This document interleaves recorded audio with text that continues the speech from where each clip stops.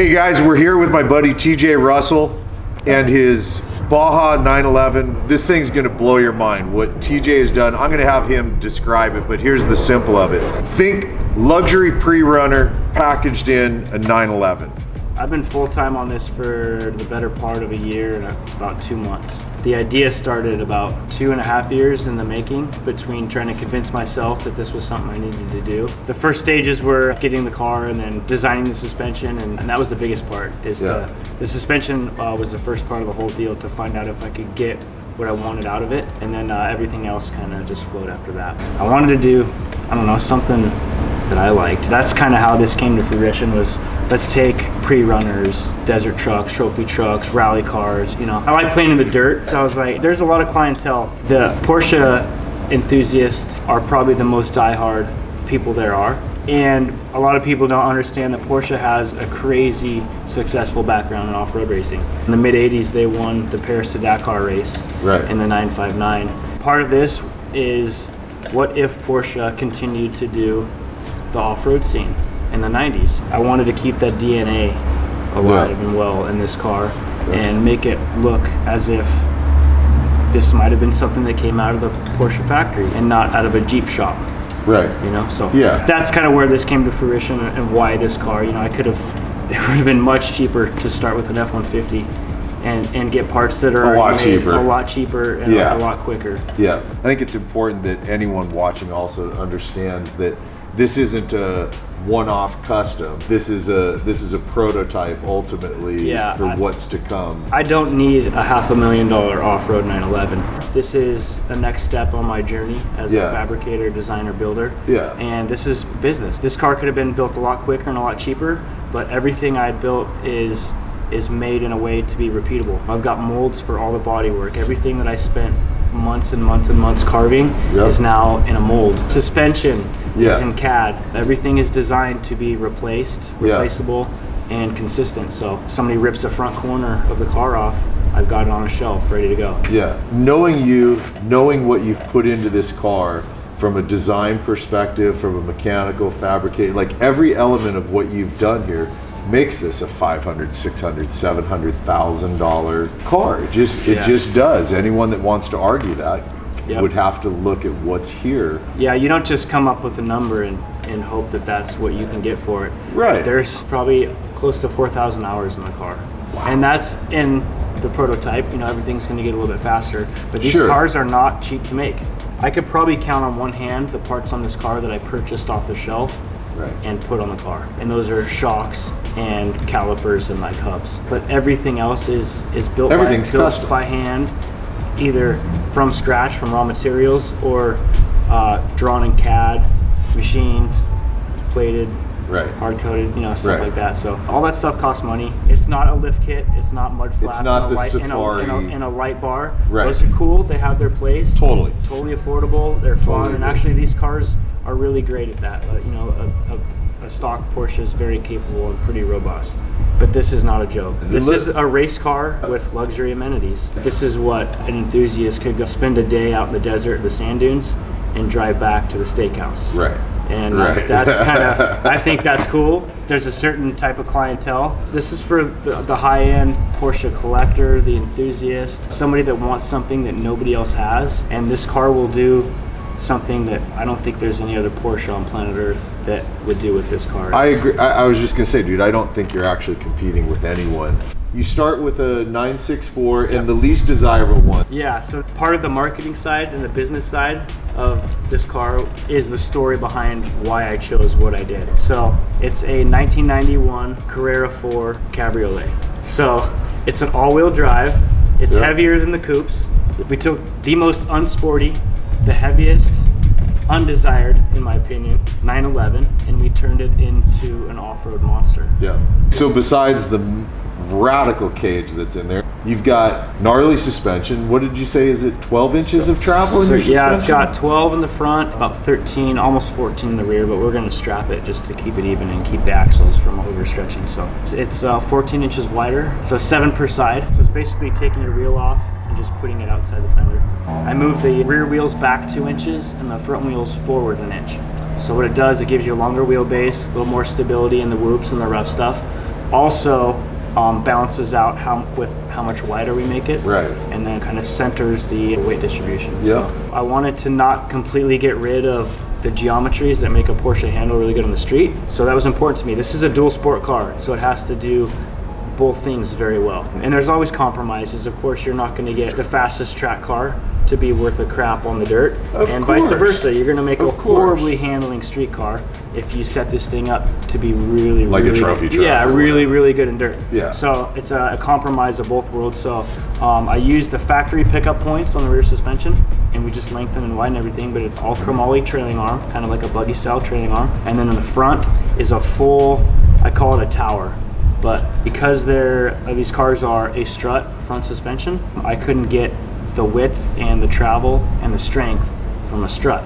You just can't do it. So we got rid of the strut, got rid of the tower, and created this suspension tower that bolts into the factory cross member locations, and then that bolts up a dual A-arm suspension kit with a coilover, and then basically we sandwich the factory 964 shell with the suspension and the cage. We're not using the car for structure whatsoever. Right. It's just the skin. There's a skeleton inside of it, and the suspension comes up and joins it and pinches it. And you got bigger brakes on it, I take it? Yep. I used a company who's well known in the off-road world for multiple Baja 1500 champions, Pro-Am racing, and they make a really nice hub that uses bigger unit bearings. They're massive, by the way. This is the first time I've seen yeah. the hubs exposed. Yeah, They're huge. yeah. So they're tried and tested in Baja. The motor in the car, I love this, by the way, you guys. Yeah, so Jeff Gamroth runs a company called Roth Sport Racing. He's road raced for 30 years. He owns a very successful aftermarket Porsche company in Oregon. He's been racing a 911 rally car, and he's raced the last 2 years in Mexico in the Baja 1000, the Nora 500. We met each other, and he was really supportive of the project. He goes, "This is really cool." And Jeff came in, and we were just going to dress the motor up for SEMA, the big debut, make it look good, do a couple of little bolt-on performance parts. But these are incredibly expensive motors to build. I'm out of pocket on this build, so I didn't have a lot of budget for the engine. And he surprised me, and I sent a block out. I sent the motor up to him just to be dressed up and make sure it was okay. And he sent me back a fully built, from the crank up, off-road torque monster of a 911 engine. So he put his mad scientist brain to work, and so we ended up getting about 365 horse out of this, which is 100 more than factory. It's cool because he sees what I'm doing. Yeah, you know, he obviously sees it. It's funny, man.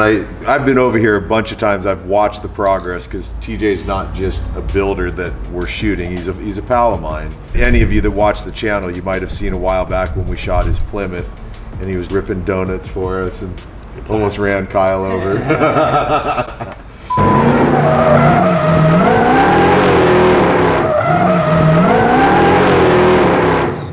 But it's, you know, following the build, there's so many details on this. I mean, the rear window, the way it's vented to deal with getting hot air out and cooling the systems, right? Yeah. And you've thought through everything. I mean, the fitment up front where you barely have any room to work, yet you can put a full-size spare in there. Full-size spare.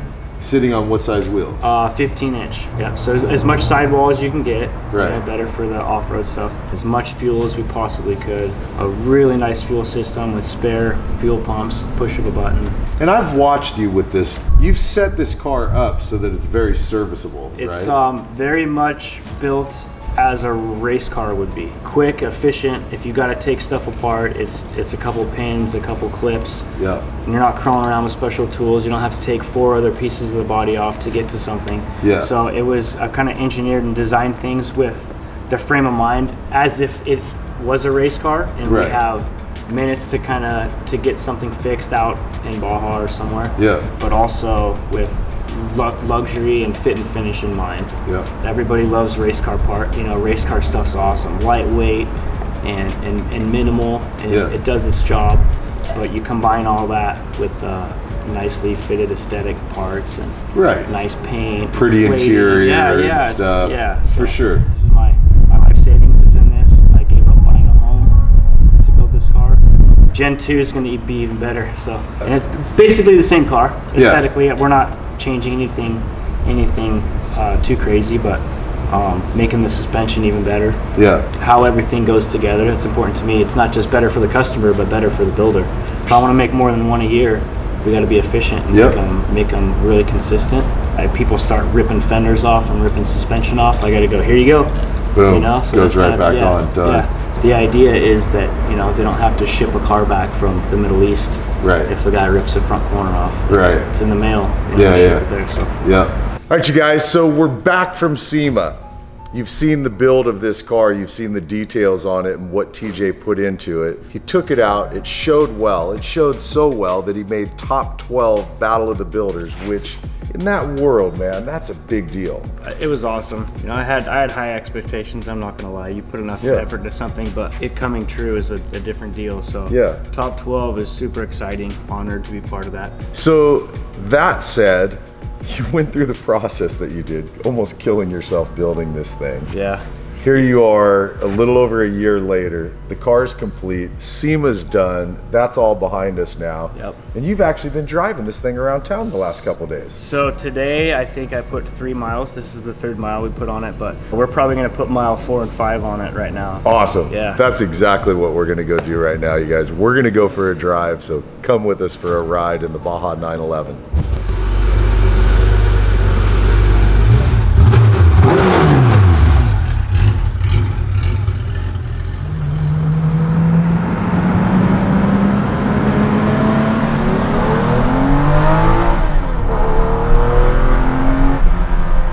Wow, total trophy truck style, huh? A lot of sway, a lot of squat.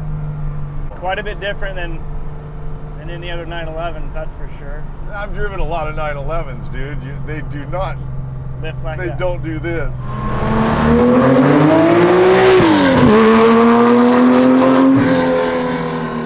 This car is going to be replicated and it will be sold and it will be semi-optioned, correct? Yeah.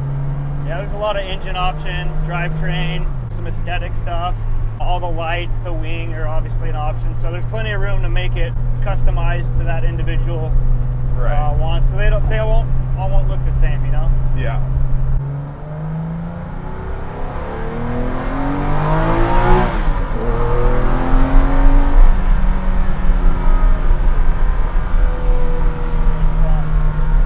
Sounds so good, man. This runs a GT3 exhaust muffler, so we've got cutouts. So I've got a button here, we can open it up for sport mode, quiet it down for what I call LA mode, and it remaps the ECU. Yeah. So it's pretty much a 15 horsepower button, but it's for what we're doing now, so we can hear each other. We'll put it on quiet mode. Sure.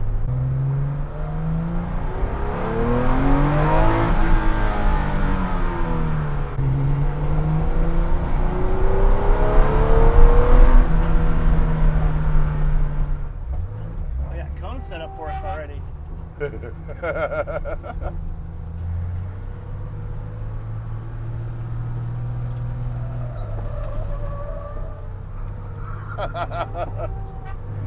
This car is so you, dude. Yeah, for sure. It's still got that oversteer that Porsche is known for, so it's super fun. Because you like slipping and sliding, don't you? Yeah, hell you yeah. dig that. Yeah.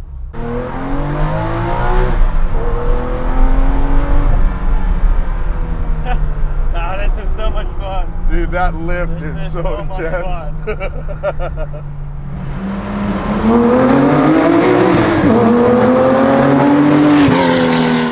That lift you get is so rad. It feels like you're wheeling. We know we're not, but...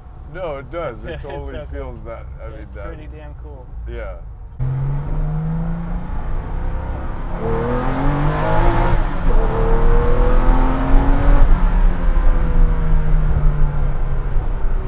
It just squats and squirms and wiggles. It's wild, man.